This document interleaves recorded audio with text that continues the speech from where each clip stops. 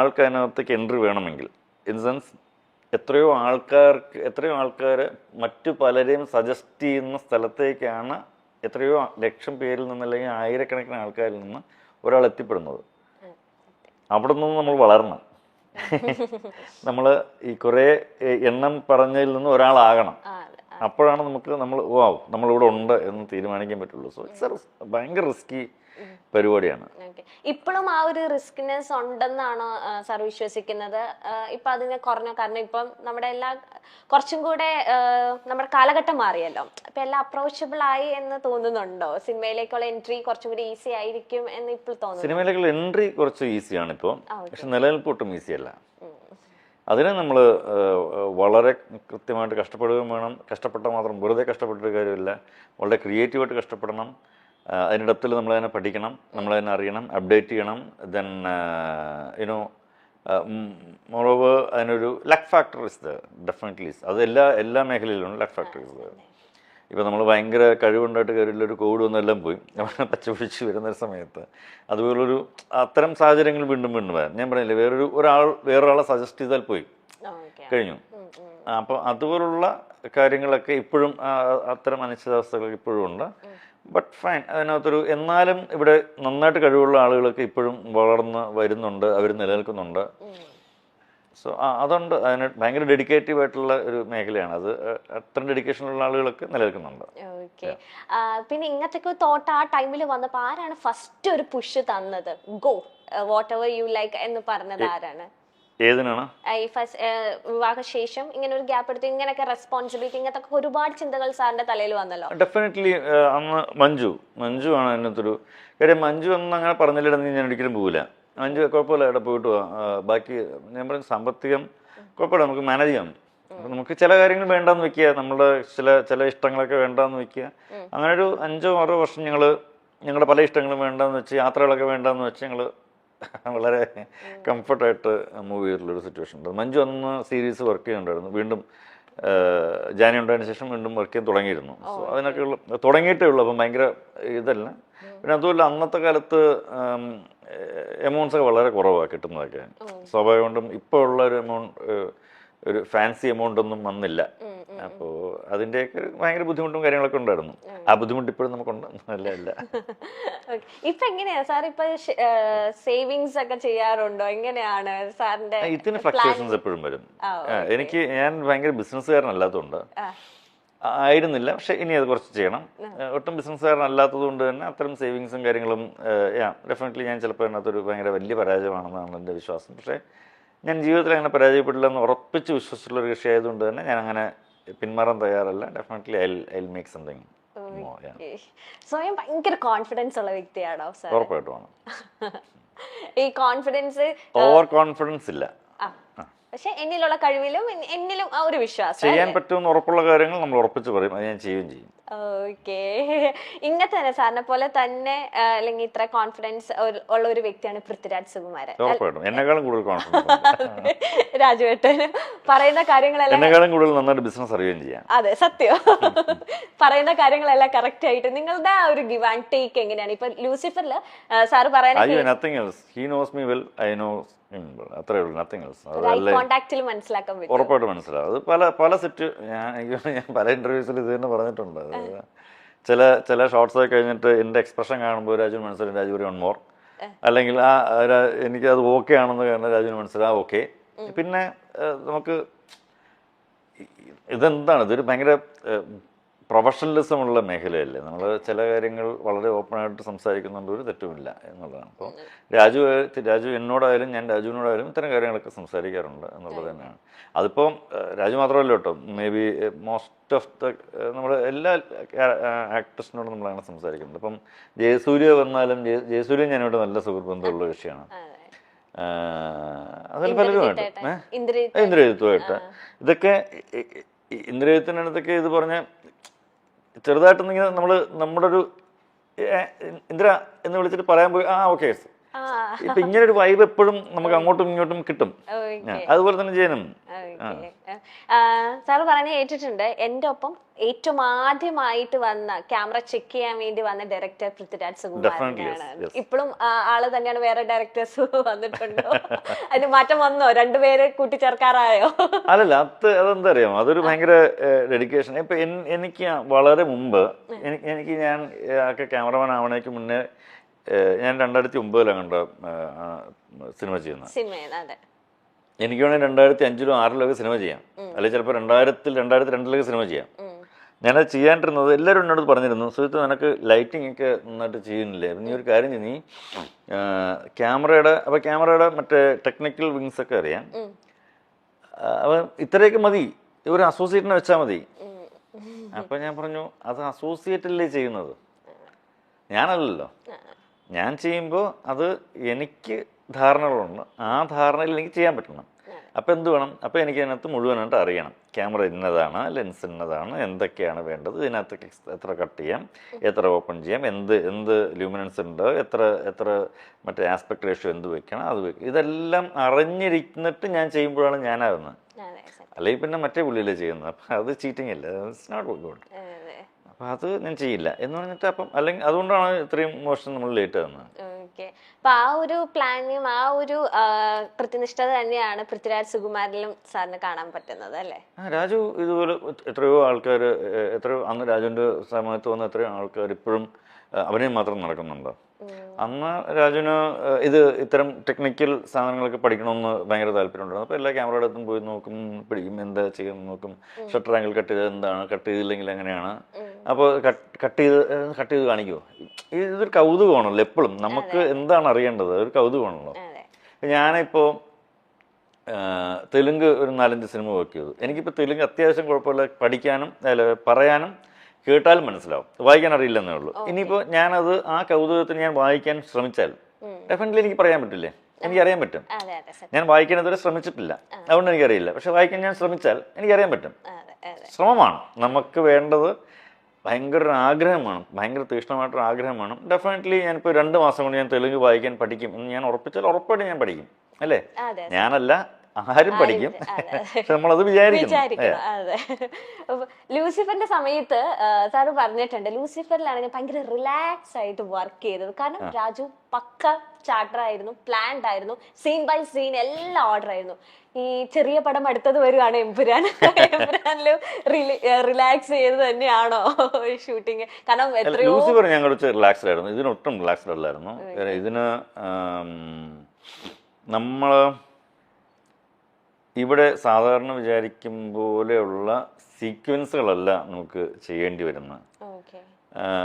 ലൂസിഫറിനകത്ത് നമ്മൾ സാധാരണ വിചാരിക്കുന്ന സീക്വൻസിനകത്തുള്ള കുറച്ച് വലിപ്പമുണ്ടെന്നേ ഉള്ളൂ. അതൊക്കെ ആർക്കും ഈസിലി നമുക്ക് കുറച്ചൊന്ന് ആലോചിച്ച് കഴിഞ്ഞാൽ, കുറച്ചൊന്ന് ഇനിഷ്യേറ്റീവ് എടുത്ത് അതിനൊത്തിരി ഹോംവർക്ക് ചെയ്താൽ നമുക്ക് എല്ലാവർക്കും മാനേജ് ചെയ്യാൻ പറ്റുന്നതാണ്. പക്ഷെ ഇത് അത്ര പെട്ടെന്ന് മാനേജ് ചെയ്യാൻ പറ്റുന്ന സീക്വൻസുകളും സിറ്റുവേഷൻസും ലൊക്കേഷൻസും അല്ല. അപ്പോൾ അതിന് കൂടുതൽ സ്റ്റഡി വേണം. അപ്പോൾ ഇതിനകത്ത് വർക്ക് ചെയ്യുന്ന രാജുവിൻ്റെ കൂടെയുള്ള സകലമായ ടെക്നീഷ്യൻസ് ഇതിനകത്ത് വളരെ ഹാർഡ് വർക്ക് ചെയ്തിട്ടുണ്ട്. ഈവൻ ഞാൻ ഉൾപ്പെടെ, അതിൻ്റെ എഡിറ്റർ ഉൾപ്പെടെ, അതിൻ്റെ അസോസിയേറ്റ് ഡയറക്ടർ വാവ ഉൾപ്പെടെ, അസിസ്റ്റന്റ് ഡയറക്ടേഴ്സ് ഉൾപ്പെടെ, നിർമ്മൽ എന്ന് പറഞ്ഞ ക്രിയേറ്റീവ് ഡയറക്ടർ ഉൾപ്പെടെ, എൻ്റെ കൂടെ വർക്ക് ചെയ്യുന്ന ഏകദേശം ഒരു 10-12 ആൾക്കാർ ഉൾപ്പെടെ, ഇത്രയും ആൾക്കാരുടെ ഭയങ്കര കോർഡിനേഷൻ ഇല്ലെങ്കിൽ ഇത് അങ്ങനെ അത്ര പെട്ടെന്നൊരു ഒരു ഒരു ഒരു വർക്കൗട്ട് ചെയ്തെടുക്കാൻ പറ്റുന്ന പ്ലാൻസ് അല്ല ഇതൊന്നും. കാര്യം നമ്മൾ ഇതുവരെ അങ്ങനെ ശീലിച്ചിട്ടില്ല, ഇതുവരെ അങ്ങനെ കണ്ടിട്ടില്ലാത്ത കുറച്ചധികം കാര്യങ്ങളുണ്ട് അതിനകത്ത്. അതൊരു ഭയങ്കര നല്ല എക്സ്പീരിയൻസ് ആയിരുന്നു. എനിവേ ഒട്ടും റിലാക്സ്ഡ് അല്ലായിരുന്നു. ഇപ്പൊ എങ്ങനെയാ അവസ്ഥ? ഇപ്പൊ ഓക്കെ. ഞാൻ പറയുന്നത് ഷൂട്ട് കഴിയുന്നവരെ എല്ലാ ദിവസവും അടുത്ത ദിവസം അയ്യോ അതെന്താകും എന്നുള്ള ടെൻഷൻ ഇങ്ങനെ എപ്പോഴും കയറി വരും. ഞാൻ ലൂസിഫർ കുറച്ച് റിലാക്സ്ഡ് ആയിരുന്നു എന്ന് പറഞ്ഞത് നമുക്ക് നമ്മുടെ കൺട്രോളിൽ നിൽക്കുന്നുള്ളതുകൊണ്ടാണ്. അങ്ങനെ റിലാക്സ് പറഞ്ഞാൽ ചില്ല് ചെയ്ത് ഷൂട്ട് ചെയ്തെന്നുള്ളതല്ല, മനസ്സിലായി. അങ്ങനെ ഒരു നല്ല ടീം ഉള്ളത് കൊണ്ടാണ് അതിനെ എക്സിക്യൂട്ട് ചെയ്യാൻ പറ്റുന്നത്. ഓരോ പടത്തിലേക്കുള്ള സാറിന്റെ ഒരുക്കങ്ങൾ എങ്ങനെയാണ്? ഇപ്പൊ എമ്പുരാൻ, ഇപ്പൊ ലേറ്റസ്റ്റ് ഇപ്പൊ എമ്പുരാനിലാണ് വന്ന് നിൽക്കുന്നത്. അപ്പം എമ്പുരാന് തൊട്ട് മുന്നേ ഉള്ള എങ്ങനെയാണ് പ്രിപ്പറേഷൻസ് ആസ് എ സിനിമാറ്റോഗ്രാഫർ എന്ന നിലയിൽ എന്തൊക്കെ പ്രിപ്പറേഷൻസ് എടുക്കുക? ട്രേഡ് സീക്രട്ട് ആണ്, പറയണോ? കുറച്ച് പറഞ്ഞു, ഇവരൊക്കെ പഠിച്ചോട്ടെ. രഹസ്യമായിട്ട് പറഞ്ഞു കൊടുത്താൽ പോരെ. 2-3 മെയിൻ 2 പറയണ്ട, ബാക്കി 3 പറഞ്ഞു. ഒന്നുമില്ല, അതിൻ്റെ ആത്യന്തികമായിട്ട് എന്തുവാ, അത് നമുക്കൊരു സ്ക്രിപ്റ്റ് വായിക്കുമ്പോൾ ഇതിൻ്റെ വലിപ്പവും ഇതെങ്ങനെയാണ് ഷൂട്ട് ചെയ്യണമെന്ന് അറിയാം. ദെൻ നമ്മളിതുവരെ ശീലിച്ചിട്ടില്ല, ചെയ്തിട്ടില്ലാത്ത സംഗതിയാണെങ്കിൽ എങ്ങനെയാണ് മറ്റുള്ളവർ അത്തരം കാര്യങ്ങൾ അപ്രോച്ച് ചെയ്യുന്നത് പഠിക്കുക. ഇത് ഇഷ്ടംപോലെ ആൾക്കാരുടെ BTSും AC-യുടെ മാഗസിൻസും മറിച്ച് എല്ലാ പുസ്തകങ്ങളും ഇപ്പം നമുക്ക് അവൈലബിൾ ആണ്. റീൽസ് അവൈലബിൾ ആണ്, BTSൻ്റെ ഷോർട്സ് അവൈലബിൾ ആണ്. അപ്പം അത്തരം കാര്യങ്ങളൊക്കെ ഇരുന്ന് നമുക്കിപ്പോഴും ഒരിക്കലും നമ്മൾ ഇതൊന്നും പഠിച്ചു തീരത്തില്ല. ഞാനിപ്പോൾ എല്ലാ ദിവസവും ഓരോന്ന് കാണുമ്പോൾ അയ്യോ ഇതെങ്ങനെ ചെയ്തു എന്ന് ആലോചിക്കാൻ പറ്റുന്ന തരത്തിലുള്ള അപ്ഡേറ്റ്സ് വന്നുകൊണ്ടിരിക്കുക. ക്യാമറയുടെയും അപ്ഡേറ്റ്സ് വന്നുകൊണ്ടിരിക്കുക. അപ്പോൾ ഇവിടെ എന്ത് കുറച്ച് ഡിഫറെൻ്റ് ആയിട്ട് ചെയ്യാം എന്ന് എപ്പോഴും ആലോചിക്കുക. എല്ലാ സിനിമകളിലും ഭയങ്കര ഡിഫറെൻ്റ് ആയിട്ട് ചെയ്യണം എന്ന് ഒരു നിർബന്ധവുമില്ല. ഇത് ഇങ്ങനെ ഡിഫറെൻ്റ് ആയിട്ട് ചെയ്യണം എന്ന് നിർബന്ധം. പക്ഷെ അത് ചില സിനിമകൾ വരും, ചില ക്യാരക്ടേഴ്സുമായിട്ട് ബന്ധപ്പെട്ടുള്ള സിനിമകൾ വരും. അങ്ങനെയൊക്കെയാണ് നമുക്ക് ചെയ്യാൻ പറ്റുന്നത്. എല്ലാ സിനിമകളിലും പോയി ഡിഫറെൻറ്റ് എന്ന് പറഞ്ഞിട്ട് അത് ബുദ്ധിമുട്ടായിരിക്കും. അപ്പോൾ അതിനുള്ള പ്രിപ്പറേഷൻസ് എങ്ങനെ ഈ പറഞ്ഞതുപോലെ ഇത് സുജിത് വാസുദേവൻ്റെ ഫ്രെയിമാണോ എന്നെങ്ങനെ ചോദിപ്പിക്കാതിരിക്കാം, ഇത് അയാൾ സ്ഥിരം ചെയ്യും പോലെയാണ് ചെയ്തിരിക്കുന്നത് പറയിപ്പിക്കാതിരിക്കാം, പിന്നെ എന്ത് ഡിഫറെൻ്റ് ആയിട്ട് ഈ സമയത്ത് നമ്മൾ അപ്രോച്ച് ചെയ്യാം എന്ന് നമുക്ക് ആലോചിക്കാനൊരു സ്പേസ് ഇപ്പോൾ ഒരുപാടുണ്ട്. നമുക്ക് അതിനെക്കുറിച്ച് പഠിക്കുക. ഇത്രയൊക്കെയാണ് നമുക്ക് പ്രിപ്പയർ ചെയ്യാൻ പറ്റുന്നത്. പിന്നെ എൻ്റെതായിട്ടുള്ള 2-3 ഭാവങ്ങൾ. അതെ, അത് പറയണ്ട, അതായിട്ട് കേട്ടല്ലോ, പഠിച്ചോ. ഓക്കെ സാർ, ഒരു ഫിലിമിലേക്ക് കിടക്കുമ്പോൾ സ്ക്രിപ്റ്റ് മൊത്തം വായിച്ചിട്ടാണോ, സ്ക്രിപ്റ്റ് ആ കഥ എന്താണെന്ന് അറിഞ്ഞിട്ടാണോ ലൈക്ക് ജോയിൻ ചെയ്യുന്നത്? കാരണം നമുക്ക് ആ സ്ക്രിപ്റ്റ് വായിച്ചാലല്ലേ ഓരോ ക്യാരക്ടേഴ്സിനെ എങ്ങനെയാണ് പോർട്രേറ്റ് ചെയ്യേണ്ടത്, അല്ലെങ്കിൽ ആരൊക്കെയാണ് ഇത്ര ഇമോഷൻസ് എടുക്കുന്നത്, നമുക്ക് ക്യാമറയിൽ ഒപ്പണെങ്കിൽ ഒരു സ്ക്രിപ്റ്റ് മൊത്തം അറിഞ്ഞിരിക്കും. അപ്പൊ അങ്ങനെയാണോ സാറ് ചെയ്യാറ്? അതെ, അതെല്ലാ സിനിമകളും അങ്ങനെയാണ്. ഈച്ച് ആൻഡ് എവരി സിനിമ അങ്ങനെയാണ്. മിക്കവാറും ചില സിനിമകൾക്ക് ഫുൾ സ്ക്രിപ്റ്റ് എൻ്റെ കയ്യിൽ എപ്പോഴും ഉണ്ടാവും. അന്ന് എടുക്കുന്ന സീൻസ് എസ്പെഷ്യലി ഉണ്ടാവും. അന്ന് എന്താണ് എടുക്കുന്ന സീൻസ്. ഇതിന് ഇപ്പം ലൂസിഫറിന് സീനൊന്നുമില്ല. കാര്യം രാജു ഒരു 8-10 പ്രാവശ്യം ഞങ്ങൾ എല്ലാവരും ഇരിക്കുന്ന സമയത്ത് നറേറ്റ് ചെയ്തിട്ടുണ്ട് ഓരോ സീക്വൻസ് ഇന്നതാണെന്ന്. ബൈഹാർട്ടാണ് അത്, ഇതാണ് ചെയ്യാൻ പോകുന്നത്.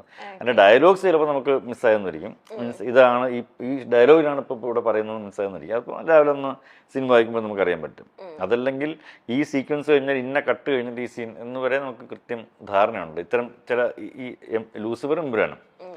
എല്ലാ സിനിമകളും നമുക്ക് ധാരണ ഉണ്ടാവില്ല. കാര്യം ഓരോ ഡയറക്ടേഴ്സും ഡിഫറെൻ്റ് ആണ്. ഇതാണ് ശരിയെന്ന് നമുക്ക് പറയാനൊന്നും പറ്റില്ല. കാര്യം ഇത് നമ്മൾ ചാർട്ട് ചെയ്തത് കൃത്യം നമ്മൾ എക്സിക്യൂട്ട് ചെയ്യുകയാണ്.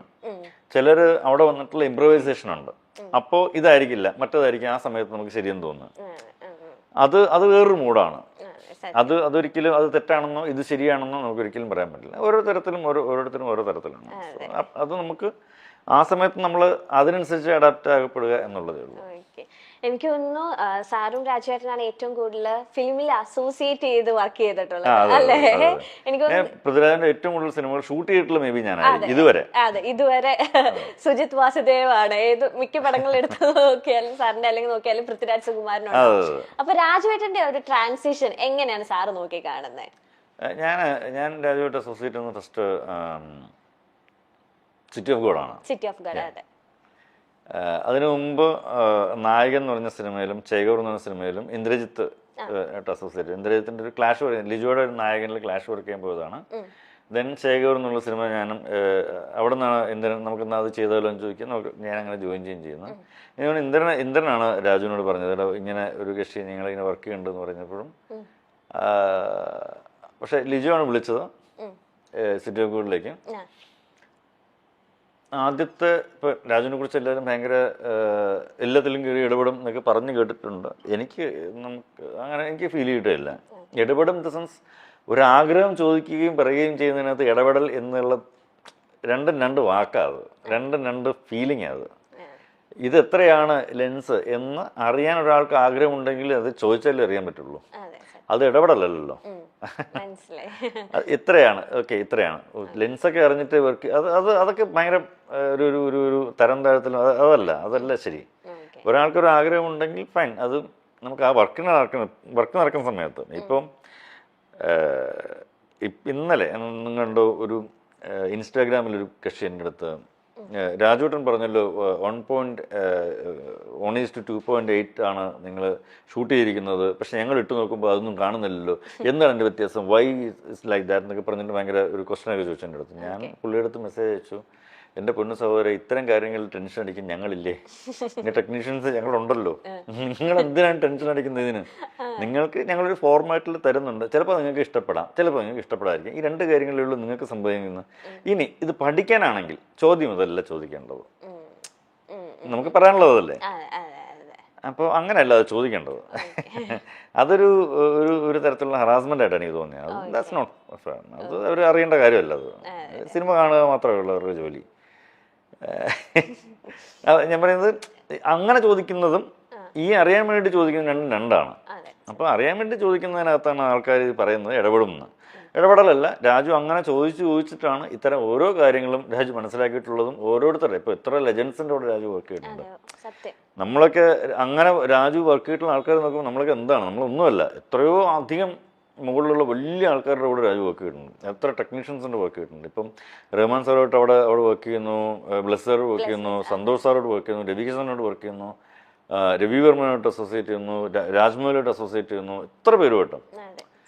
അപ്പോൾ അതൊരു പ്രശാന്ത് നീൽ, ആ ടീംസ്, അതൊരു ചില്ലറ കാര്യമില്ല. പിന്നെ ഹിന്ദിയിൽ എന്തോരം കക്ഷികളുണ്ട്. അപ്പോൾ നമ്മുടെ ബ്ലെസ്സിങ്സ് എന്ന് പറയുന്നത് ഇത്രയും പേര് വർക്ക് ചെയ്തിട്ടുണ്ടെങ്കിലും രാജു ഡയറക്റ്റ് ചെയ്യുന്നൊരു സിനിമയിൽ എത്തിയപ്പോൾ നമുക്കൊരു ചാൻസ് അദ്ദേഹത്തിനോട് വർക്ക് ചെയ്യാൻ കിട്ടുന്നു. സോ അത് നമ്മുടെ ബ്ലെസ്സിങ്. അല്ലെങ്കിൽ നമ്മൾ അതുവരെ വർക്കിനോട് കാണിച്ച ഡെഡിക്കേഷൻ, സംതിങ് ലൈക്ക് ഇത്രയും ഫ്രണ്ട്സ് ഉണ്ടോ, ഫ്രണ്ട്ഷിപ്പ് അല്ലല്ലോ അത്. ഇപ്പൊ സിറ്റി ഓഫ് ഗോഡ് സാർ പറഞ്ഞുകൊണ്ട് ചോദിക്കുകയാണ്, സിറ്റി ഓഫ് ഗോഡിന്റെ ഒരു ക്യാമറ വർക്കിംഗ് ടെക്നിക്കൽ സൈഡൊക്കെ കുറച്ച് ഡിഫറെന്റ് ആയിരുന്നു അല്ലേ? അപ്പം ആ ഒരു ടൈമില് അങ്ങനെ പ്രഷർക്ക് ഉൾക്കൊള്ളാൻ പറ്റിയില്ലെങ്കിലും പിന്നീട് അതെല്ലാം ഉൾക്കൊണ്ട് ഒരു അടിപൊളി ക്യാമറ ടെക്നിക്കിലേക്ക് മാറിയത്. അന്ന് സിറ്റി ഓഫ് ഗോഡിന്റെ സമയത്ത് ലിജോയുടെ ഒരു പ്രത്യേക ഇതായിരുന്നു, നമുക്ക് ഒട്ടും അതായത് സ്റ്റാറ്റിക്കായിട്ട് ഫ്രെയിംസേ വേണ്ട. സ്റ്റാറ്റിക്കായിട്ട് ആ ക്യാരക്ടർ സെറ്റിലാകുന്ന 3 ക്യാരക്ടേഴ്സിൻ്റെ കഥയാണ്. അവർ സെറ്റിലാകുന്ന സമയത്ത് മാത്രം ആ സ്റ്റാറ്റിക്സ് മതി. അതെല്ലാം ക്യാമറ സ്റ്റാറ്റിക് ആകുന്ന പരിപാടിയേ വേണ്ട, എല്ലാം ഹാൻഡ് ഹോൾഡ് നമുക്ക് ചെയ്യാമോ. അപ്പം ഞാനന്ന് ന്യൂസിനൊക്കെ വേണ്ടിയിട്ട് സ്റ്റുഡിയോസിലൊക്കെ ന്യൂസ് കൊടുക്കും, നമ്മുടെ ന്യൂസ് കൊടുക്കും. അപ്പം ന്യൂസിനൊക്കെ വേണ്ടിയിട്ട് ഞാൻ സിംഗർഷിപ്പൊക്കെ ആയിട്ട് ഓടി നടത്തുന്നുള്ള സമയമുണ്ട്. ക്യാമറ എടുത്ത് മറ്റു പല സാധനങ്ങളും സാധനങ്ങളൊക്കെ ഷൂട്ട് ചെയ്യാൻ ഓടിയാനുള്ള പരിചയമുണ്ട്. അപ്പോൾ എനിക്കത് ഈസി ആയിരുന്നു ചെയ്യാൻ. അന്ന് ഇന്നത്തെ കാലത്ത് ഇന്നിപ്പോൾ ഉള്ളതുപോലുള്ള മറ്റ് റിക്സോ കാര്യങ്ങളോ ഇല്ല. ഇന്നിപ്പോൾ ഈസിലി പറയാൻ പറ്റുന്നത് ദാറ്റ് ഒരു ഫ്രഞ്ച് മൂവിയിൽ, നെറ്റ്ഫ്ലിക്സിൽ വന്നൊരു ഫ്രഞ്ച് മൂവിയിൽ അഥീന എന്ന് പറഞ്ഞിട്ടുണ്ട്. അഥീനയിൽ ഇപ്പോൾ എല്ലാവരും അത് ഭയങ്കര ഫേമസ് ആയിട്ടൊരു പറച്ചിലുണ്ട്, ടോക്ക് ഉണ്ടായിരുന്നു. BTS ഒക്കെ ഇഷ്ടം പോലെ സാധനങ്ങൾ ഇറങ്ങിയിട്ടുണ്ടായിരുന്നു, കട്ട്സൊക്കെ. അന്ന് ശരിക്കും ഈ അധീന മൂലം നമുക്ക് ഷൂട്ട് ചെയ്യാൻ പറ്റും. അന്ന് നമുക്ക് ടെക്നിക്കൽ സപ്പോർട്ട് അത്രയും ഉണ്ടായിരുന്നെങ്കിൽ. പിന്നെ അന്ന് ലിജോയുടെ ഒരു ഫസ്റ്റ് അല്ലെങ്കിൽ സെക്കൻഡ് പടം എന്നൊക്കെയുള്ള നിലയ്ക്ക് ഒട്ടും ഒരു ഫിനാൻഷ്യൽ സപ്പോർട്ട് ആക്ച്വലി അങ്ങനെ ഉണ്ടായിരുന്നില്ല. അതല്ലെങ്കിൽ ശരിക്കും ചിലപ്പം ഇന്നിപ്പോൾ നമുക്ക് സിറ്റി ഓഫ് ഗോഡ് എടുക്കാൻ പറ്റുമെങ്കിൽ ഡെഫിനറ്റ്ലി അതിനേക്ക് മുകളിൽ നമുക്ക് ഷൂട്ട് ചെയ്യാൻ പറ്റുന്ന ഒരു സാഹചര്യമുണ്ട്. നമുക്ക് മലയാള സിനിമയിലുണ്ട്, ഇന്ത്യയിലുണ്ട്. ഇപ്പൊ ആലോചിക്കുമ്പോൾ ഇത് ചോദിക്കുന്നത് ശരിയാണോന്ന് അറിയില്ല, എന്നാലും ഞാൻ ചോദിക്കുകയാണ്, ജെയിംസ് ആൻഡ് ആലീസ് ചെറുതായിട്ട് സാറിന്റെ ജീവിതത്തിൽ റിഫ്ലക്ട് ആയോ, അല്ലെങ്കിൽ സിനിമ ചിലവരുടെ മൂവിയിൽ യാഥാർത്ഥ്യമാകും എന്നൊക്കെ പറഞ്ഞു കേൾക്കാറുണ്ട്. അങ്ങനെ റിഫ്ലക്ട് ആയെങ്കിൽ തിരിച്ചല്ലേ വേണ്ടത്. ഞാനും മഞ്ജുവായിട്ടുള്ള ഡൈവേഴ്സ് കഴിഞ്ഞ വർഷം 2-3 വർഷമായിട്ട് സെപ്പറേഷനാണ്, കഴിഞ്ഞ വർഷം കഴിഞ്ഞു. അതങ്ങനെ റിഫ്ലക്റ്റ് ആയിരുന്നെങ്കിൽ ഞാൻ തിരിച്ചല്ലേ വേണ്ടത്. ഞങ്ങൾ എല്ലാം പൊരുത്തപ്പെട്ട് വീണ്ടും ഒരുമിച്ച് ജീവിക്കുകയല്ലേ വേണ്ടത്. So life is different, cinema is different. സിനിമയായിട്ട് കാണുക, ലൈഫായിട്ട് കാണുക. സന്തോഷം എപ്പോഴും കൊണ്ടു നടക്കുക എന്നുള്ളതേ ഉള്ളൂ. ഏതാണോ ഏറ്റവും കൂടുതൽ രണ്ടുപേർക്കും കിട്ടുന്നത്, അല്ലെങ്കിൽ എല്ലാവർക്കും പരസ്പരം അങ്ങോട്ടും ഇങ്ങോട്ടും കിട്ടുന്നത്, അതിലേക്ക് നമ്മൾ മാറപ്പെടുക എന്നുള്ളതേ ഉള്ളൂ. അപ്പൊ പിന്നെ ഈ ഡിവോഴ്സ് ഫേസ് എങ്ങനെയാണ് സാർ ഓവർകം ചെയ്തത്? ഇപ്പൊ എല്ലാത്തിലും സന്തോഷം കണ്ടെത്താൻ ആഗ്രഹിക്കുന്ന വ്യക്തിയാണല്ലോ, അപ്പൊ എന്തായാലും ഒരു പോയിന്റിൽ നമ്മളൊന്ന് ഡൗൺ ആവും, അതെങ്ങനെ ഓവർകം ചെയ്തത്? ഇതെല്ലാം പരസ്പരം നമ്മുടെ ലൈഫ്, നമ്മുടെ അതിന് പാസ്റ്റ് ലൈഫും പ്രസന്റ് ലൈഫും ഫ്യൂച്ചർ ലൈഫും എല്ലാം ഡിസ്ട്രാക്ട് ആണ് പലതരത്തിൽ. അപ്പം അത് നമുക്കതൊന്നും തടയാൻ പറ്റുകയില്ല, പലതും തടയാൻ പറ്റുകയില്ല. ഇപ്പം നിങ്ങൾക്ക് ഇപ്പോൾ പുള്ളിയെ കല്യാണം കഴിച്ചു എന്നുള്ളത് നിങ്ങൾക്ക് ഒരിക്കലും തടയാൻ പറ്റത്തില്ല. മേ ബി ഇതല്ലെങ്കിൽ വേറൊരാൾ വിധിച്ചിട്ടുണ്ടാവും, അതിലേക്ക് നമ്മൾ എത്തിപ്പെടും. അതാണ് വിധിച്ചിട്ടുണ്ടെങ്കിൽ, അല്ലേ? അതാണ് ഒരു ഫേറ്റ് എന്ന് പറയുന്നത്. എപ്പോഴും അതാണ്, എല്ലാവർക്കും അതാണ്. പല ഫാക്ടേഴ്സ് ചേർന്നല്ല ലൈഫ്. അപ്പോൾ ഇത് നമ്മളൊരു ഫേസാണ്. ആ ഫേസിലേക്ക് നമ്മൾ കടന്നു പോവുക. അതിൽ നമ്മൾ വിഷമിച്ച് എത്ര കാലം ഇരിക്കും ഒരു സ്ഥലത്ത് നിന്ന്? ഇപ്പോൾ ഒരാൾ വിട്ടുപോകുമ്പോഴോ ഒരാൾ നമ്മളെ കൂടെ ഇല്ലാത്തപ്പോഴോ അതാണ് ഹാപ്പിനെസ് എന്ന് പറയാൻ പറ്റില്ല. പക്ഷെ ആ വിഷമഘട്ടത്തിൽ നിന്ന് നമ്മൾ എങ്ങനെയാണോ മാറേണ്ടതെന്നല്ലേ നമ്മളെപ്പോഴും ആലോചിക്കുന്നുണ്ട്. B positive always. ഇപ്പോൾ കഴിഞ്ഞ പ്രാവശ്യം എൻ്റെ ഒരു കഴിഞ്ഞ ഒരു മെയ് ജൂണിലൊക്കെ ആകുമ്പോൾ എൻ്റെ അനിയൻ മരിച്ചുപോയി, ബ്രദർ മരിച്ചുപോയി. അത് നമുക്ക് എപ്പോഴും നമുക്ക് കൂടെ കൊണ്ട് നടക്കാൻ പറ്റത്തില്ലല്ലോ. അതിൽ നിന്ന് എങ്ങനെയാണ് നമ്മൾ മാറേണ്ടതെന്നല്ല ആലോചിക്കുന്നത്. അപ്പോൾ അച്ഛനായാലും അമ്മയായാലും അങ്ങനൊരു ലോസ് എന്ന് പറയുന്നത് അവർക്ക് സഹിക്കാൻ പറ്റുന്നതല്ല. പക്ഷെ അവർക്ക് മാറിയല്ലേ പറ്റുള്ളൂ. അതിൽ എങ്ങനെയാണ് മാറേണ്ടത്, അപ്പോൾ എവിടെയാണ് നമുക്ക് സന്തോഷം കൂടുതലുള്ളത് കണ്ടെത്തേണ്ടത്. മനസ്സിലായി. ഇപ്പൊ ഫാമിലിയുടെ കാര്യം പറഞ്ഞപ്പോഴാണ് സാറ് പറഞ്ഞിട്ടുണ്ട്, എന്ത് നല്ല കാര്യം നടന്നാലും അതൊരു ഫിലിം ആയിക്കോട്ടെ, ജീവിതത്തിൽ എന്ത് നടന്നാലും ഞാൻ വിളിക്കുന്ന കുറച്ച് പേരുണ്ട്. അച്ഛൻ, അമ്മ, ചെറിയച്ഛൻ, ചെറിയമ്മ. ഇവരോട് വിളിച്ചിട്ട് ഒന്ന് തലയില് ഒന്ന് വെക്കുക, ഒന്ന് അനുഗ്രഹിക്കണം എന്ന് ഫോൺ ചെയ്ത് എപ്പോഴും പറയുന്നത്. എല്ലാ കാലത്തും പറയാറുണ്ട്. ഇപ്പോഴും അത് തന്നെ ഫോളോ ചെയ്യാറുണ്ട്. ഞാൻ ദൈവമേ എന്ന് വിളിക്കുന്നതിനേക്കാളും കൂടുതൽ മേ ബി അവര് അങ്ങനെ തന്നെ ആയിരിക്കും മനസ്സിലെപ്പോഴും ഓർക്കുക. ഈ അച്ഛൻ അധികം സംസാരിക്കില്ലാത്ത കൂട്ടത്തിലാണോ സാറായിട്ട് അധികം? അല്ല, ഞാനായിട്ട് മാത്രമല്ല. അച്ഛൻ കഥകളി, ചെണ്ട, തായമ്പക പെർക്കഷനിസ്റ്റാണ്, ചെണ്ടിസ്റ്റാണ്. അപ്പോൾ അതിനെക്കുറിച്ച് എന്ത് ചോദിച്ചാലും അച്ഛൻ ഭാരതോടെ സംസാരിക്കും, ഇപ്പോഴും സംസാരിക്കും. പക്ഷെ ബാക്കി എന്ത് ചോദിച്ചാലും അച്ഛൻ ആണോ, ഓക്കെ, ശരി എന്നൊക്കെ പറയുന്ന ചെറിയ പരിപാടികൾ ഇതാണ്. പക്ഷെ അച്ഛനായിട്ട് ഒരു ബെസ്റ്റ് മെമ്മറി ഇല്ലേ ജെയിംസ് ആൻഡ് ആലിയസിന്റെ സമയത്ത് തിയേറ്ററിൽ നിന്ന് ഇറങ്ങിയപ്പോ? അതൊന്ന് ഷെയർ ചെയ്യാമോ ഞങ്ങളോട്? അല്ല, അച്ഛൻ്റെ അടുത്ത് വളരെ മുമ്പ് തന്നെ പറഞ്ഞിരിക്കുന്നത് വളരെ മുമ്പ്, എടോ ചെയ്യുന്നത് എന്ത് ചെയ്താലും അതിനകത്ത് ആൾക്കാർ നന്നായിട്ട് ഓർത്തിരിക്കാൻ പറ്റുന്നത് ചെയ്യുക, ആൾക്കാർക്ക് ബുദ്ധിമുട്ടില്ലാതിരിക്കുന്നത് ചെയ്യുക. ഇത്തരം കാര്യങ്ങളാണ് നമ്മൾ ആലോചിക്കുന്നത്. എന്ത് ചെയ്താലും അതിൻ്റെ ഏറ്റവും നന്നായിട്ട് ചെയ്യാൻ പറ്റണം. ഇത് തന്നെയാണ് എപ്പോഴും അച്ഛൻ പറയാറ്. അന്നും അത് കഴിഞ്ഞിട്ട് എപ്പോഴും. അപ്പം അച്ഛൻ എന്നെ ഒരു സിനിമാറ്റോഗ്രാഫറായിട്ട് അംഗീകരിച്ച് തന്നെ എനിക്കൊരു സ്റ്റേറ്റ് അവാർഡ് കിട്ടി കഴിഞ്ഞതിന് ശേഷമാണ് അമ്മയൊക്കെ അംഗീകരിക്കുന്നത്. അതുവരെ എന്നോട് ചോദിച്ചുകൊണ്ടിരുന്നത് വല്ല പണിക്കും പോക്കൂടെ എന്നൊക്കെയാണ്. അപ്പോൾ എന്താണ് ഇത്രയൊക്കെ ആയിട്ടും എന്താണ് ലേറ്റ് ആകുന്നത്, ഇങ്ങനെയൊക്കെയാണോ ലൈഫ് ഉണ്ടാക്കേണ്ടത്, എന്നോട് അന്നേ പറഞ്ഞാൽ നന്നായിട്ട് പഠിക്കാൻ ബാങ്കിലൊക്കെ ജോലി ചെയ്തുകൂടായിരുന്നോ എന്നൊക്കെ ചോദിക്കുന്നൊരു രണ്ട് വ്യക്തിത്വങ്ങളായിരുന്നു അത്. സ്റ്റേറ്റ് അവാർഡ് കിട്ടിയപ്പോൾ ഇത് കൊള്ളാതെ പരിപാടി എന്നൊക്കെ പിന്നെ ഒരു ജഡ്ജ്മെന്റിലേക്ക് വന്നു. സിനിമ കണ്ടപ്പോൾ അച്ഛൻ്റെ കയ്യിൽ ഇങ്ങനെ വളരെ മുറുക്കി ഇങ്ങനെ പിടിച്ചു, കുർസനെ പിടിച്ചു. കൊള്ളാം, നന്നായിട്ടുണ്ട് പരിപാടി. അപ്പൊ അതൊരു നമുക്കൊരു പിന്നെ എന്തൊക്കെ പറഞ്ഞിട്ടുണ്ട്. പക്ഷേ ഫൈൻ, ഇതാണ് എൻ്റെ ഏറ്റവും നല്ല മെമ്മറി ആയിട്ട് എൻ്റെ മനസ്സിൽ എപ്പോഴും ഉള്ളത്. ഒരു നല്ലൊരു മെമ്മറിയിൽ സൂക്ഷിക്കാൻ പറ്റുന്ന അല്ലെ. നമ്മളൊരു സ്ക്രിപ്റ്റ്, ഒരു സബ്ജക്റ്റ് കേൾക്കുമ്പോൾ അതിനകത്ത് നമ്മൾ ഡെഡിക്കേറ്റീവ് ആയിട്ട് നമ്മൾ ഹോംവർക്ക് ചെയ്യണം. ആ ഹോംവർക്ക് അതിനകത്തുണ്ടായിരുന്നു കൃത്യമായിട്ടും. എസ്രയ്ക്ക് ഹോംവർക്ക് ചെയ്യേണ്ടത് എന്താണ്, നമ്മൾ അതെന്നെ ഞാൻ പണ്ട് മുതൽ കണ്ട് ശീലിച്ച കുറേ സംഗതികൾ എന്നെ എഫക്റ്റ് ചെയ്തിട്ടുണ്ട്.